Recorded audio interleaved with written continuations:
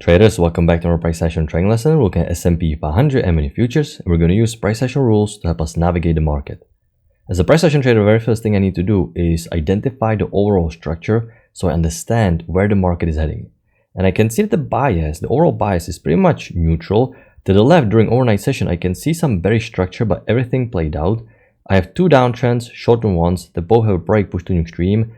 I don't like drawing bigger downtrend because this one has a small break, push to new extreme as well, and this wider one, the candles are not touching the trend line perfectly. And during overnight sessions, one thing I learned through experience is that trends tend to be weak. So if I'm deciding between drawing tighter channels or wider channels, I'm going to stick to tighter ones. I can always adapt later on if there's a new trend established. So right now, because we're breaking new extreme and push above EMA, the market is telling me that the short-term structure is bullish. So I'm going to measure the one leg. I'm going to navigate the price action, predict where the market can go. I have push above EMA and I have decent setup, new low first entry short, pull back, second entry short failure above EMA. But problem is, this is an inside bar. The inside bar shows lack of strength. So we can't really go long. We don't like inside bars. If this was an inside bar, it's a good long opportunity to consider because we expect price action to create new high according to trendline rule. And we reach the new high that is higher than the latest highest high prior to break inside this channel. So everything played out. Everything on the chart played out, which is not good because right now I have no bias. The bias is not developed just yet. And as a price action trader, if I want to take advantage of edge the price action rules give me, I need to understand the context, key entry point, and I have to have good pattern. And right now there is no bias, no structure. So I'm looking for trades. We have a lower high, but this lower high doesn't confirm anything. Okay, so I can't really take it. You may start anticipating potential trend range, but it's not really established. It's just about to be formed. I need more confirmation. I was in fact looking for felt second entry long since we're breaking below EMA and we're going quite sideways. But I have push above EMA and a felt second entry long form above EMA. This is a problem. You cannot have felt second entry long above a lower high like this unless you're at the very extreme of the trend range. So you can see downtrend break new low. Push above EMA indicating bullish momentum, and a felt second entry long is higher than lower high. This is not what's supposed to happen. You want to have first entry long failure, second entry long failure. So right now I'm just being super patient. Really congestion. I'm not even looking for trades. I can see some signs of bullish imbalance. Okay, you can see market is creating higher lows, even some higher highs. So I was also taking into consideration potential wider channel like this, but it's a little bit too weak. Let's see what's going to happen. You can definitely tell that you have conflicting variables. And as a price action trader, any trader in fact, you have to remain objective. If you have a lot of conflicting variables, it's okay to stay patient and not look for trades, okay? You cannot be guessing. As traders, we cannot be guessing, we cannot be gambling, hoping. And because channel wasn't confirmed, I deleted it and I was just playing short-term structure because it's too sideways. It's too sideways for me to look for any wider channel. But at the same time, I'm not looking to sell because we keep creating those high lows. So super conflicting. It looks good for either side. And once it looks good for either side, that's how you know you have to be really careful because you can get trapped. Okay, so just being patient here. I need something decisive, some decent push down. That's not happening. We're back above EMA, so I cannot go long, cannot go short. Just being super patient here. Well, now I can see that I have some new small trend range form at the top part of the main one. Okay, we have flat EMA, consistent price swings up and down. I'm gonna redraw action like this, breaking new high, breaking new low. I'm gonna redraw brand new downtrend, something like this.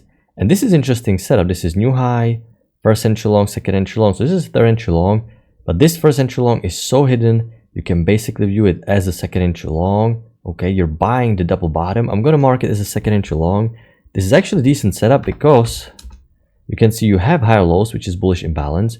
You have the range, you have double bottom. EMA is going sideways. Downtrend played out with the break, push to a new extreme. So downtrend played out. This is telling us, okay, momentum is over. And this is decent hyper setup to consider. Once again, the structure is not super easy, but it's okay to consider because we're going sideways. You're buying at the bottom, which is okay. You're buying at the very extreme. And you cannot be looking for any bearish structure. Why is that? Because it's too sideways, okay? There is no broad channel like this because it's simply too sideways. So you have to play the trend range, clean push above EMA, and now you have high-low confirmation setup. Nice reversal tail off of these lows. high-low confirmation setup. This is decent high probability setup. Great signal bar. Push to new extreme. Right now we have break, push to new high. I'm not going to look to go short just yet because I like drawing even this channel after the fact, just in case this channel is going to get new high, because I really have a lot of high lows, bullish imbalance. So I just want to see new high in case this wider channel is valid. And price action indeed made a new high. And when I'm watching this, I was considering some push below EMA and a failed second entry long. Okay, I was looking for failed second entry long. That never formed. I cannot take just lower high. It's an inside bar. Plus this was too bullish. But market reverse high like this. Initially, I didn't like drawing spike in a channel like this, simply because this structure looked too weak. You know, it's an uptrend, but it's such a weak uptrend, and we went sideways for quite a while here. I really didn't like the fact that market's gonna go even higher, but you have to trade the market you get, not the market you want. And because I can see that there is no reversal pattern below EMA, you're pushing back above, I simply have to right now redraw spike in a channel and expect new high for this spike in a channel pattern. We have failed second entry short, but it's not fully at the EMA. I can't really take it. It's not fully at the EMA. You also don't have much room to scalp before reaching these highs. New low first entry short, second entry failure. So I need to be a little bit more careful. It's not fully at the EMA. Breaking new high. Uptrend played out. Okay. Let's see what's gonna happen. I don't think I can take any other long here. Too congested. Everything played out. Every other channel right now at this point, it's too broad. This is a very weak uptrend. Corrections are very deep. Weak uptrend means that it pretty much resembles a trend range, slightly tilted up. Okay, corrections are strong. And market is reversing down, so I'm gonna redraw a brand new downtrend like this. I have a new low first entry short, and I'm thinking about potential second entry short, something like this. Okay, because everything to the upside played out. Massive sharp spike below EMA indicating resumption. Can I get a second entry short? Well, technically I can. I have a second entry short here if I'm going to get a break below this bar right here. But once again, this is an inside bar of this previous bullish bar, and it already created quite significant push down. So for this reason, I really need good signal bar. This weak inside bar is not enough. Great context because you can see market moves in pairs of twos, one leg up, second leg up. So if you have some decent strong bar, you can consider selling. Downtrend is new low. Two legs are so broad, the minor overshoot is not an issue. EMA keeps rejecting every single time. This is great hypothesis setup context wise, but signal bar is so weak we can't really take it. It's a shame because it ended up being decent push down, break new low, and market keeps trending lower. Market keeps trending lower. I don't think we can take anything. But now because market keeps going lower, even after new low of the initial channel, okay, this leg has a break new low, another push down, I have to explain why price action keeps pushing lower, even after initial channel has a break in new extreme. And because EMA keeps rejecting every single time, there has to be some wider channel, okay? If you have break in new extreme and you can see trend continuing, and you have continuous EMA rejections, this means that the wider channel is forming. You don't want to draw a wide channel instantly after breaking low. Okay, but if you see continuous rejections, that's when you can consider selling and drawing wider channel. Another two-legged pullback, second entry short, but it's not full at the EMA. It's not full at the EMA. Not even the tail is touching it, let alone the body. You know, this is a problem. And I want to talk about one thing, that sometimes you can see body being far away from the EMA like this, but the tail pierces through the EMA. Let's say you're going to have the tail like this. This is actually better because you traded, broke through EMA, reversed down. So sometimes traders get confused. This is always better because the correction already happened and now you reversed. But if you're going to delete this, the correction may still happen. Okay, in this particular case, this is not that big of a deal, but sometimes you have a bigger gap. And I'm just using this example. Sometimes you have a bigger gap. So when there's a bigger gap, it means the correction may still happen. But if you have tail like this, while we pierce through the EMA, the correction happened and then reverse down. This means, okay, correction is over and we can consider selling more. It worked for a scalp. So if you took it, I can see why, not that big of a deal. We have only first entry short, but this is actually triple test and you have a bunch of key entry points. You have triple test, one volt, second volt, third bounce, trend line and the EMA.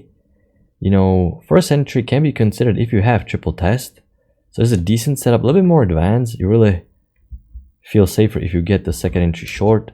But because you have 3 key entry points, confluence of key entry points, you can see this is what price action trading is about, identifying the area where you want to go short, where the push phase will start and correction phase will end. And at this trend line, it's very confirmed, correction phase will end, and this is where you want to go short. Okay, nice triple test. Gonna redraw the uptrend. I have no triple test now, so this is really first entry short while uptrend is in play. Here at least you have one leg, break, push to new high. Here the uptrend is in play, so I really cannot sell first entry short. It ended up working, but I simply can't really sell it yet. Okay, it's getting quite late. Can I get some last second entry short?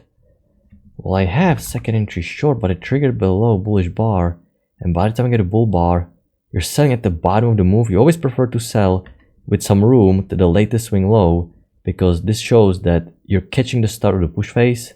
So not ideal selling at the very bottom of the move. Okay, and market is about to close because it's getting way too late, and we actually have some nice push down. So this is the overall structure for today. This was a very slow start to this week.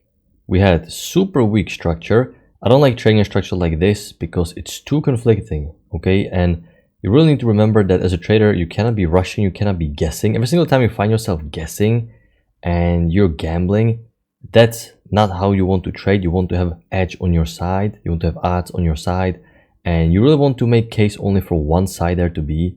Okay, just like here you have a nice downtrend, there's no bullish case whatsoever, you're just waiting for correction to play out. But here, it looks bullish because you have some imbalance, some higher lows, but at the same time, it's too sideways, so it may be trend range. So once it is this conflicting, you simply have to wait and you cannot be looking for trades, because once it is tempting to take both sides, that means that you're most likely going to get trapped. Okay, eventually there were a few decent long setups because it really looked like a trend range. You're going to combine the imbalance. Nothing really here. The felt second entry short, almost decent, but just didn't form fully at the EMA. Reversal down. This would have been great second entry short. This would have been trade of the day. Easy second entry short. Multiple rejections at the EMA. Downtrend is new low. It formed as inside bar. And then you have nice market structure confirm working lower. Nice market geometry. It aligns with the EMA. Strong key entry point. But you only have one decent triple test. You have mini second entry short here as well. Another inside bar though. And you just had a break in new extreme. But once again, decent setup enough. But it's an inside bar. So decent structure, super slow and boring though. So hopefully we can get some momentum soon. Either way, I hope you had a good trade. I'm going to wrap it up. I'm going to talk to you next time. Good luck in your trading.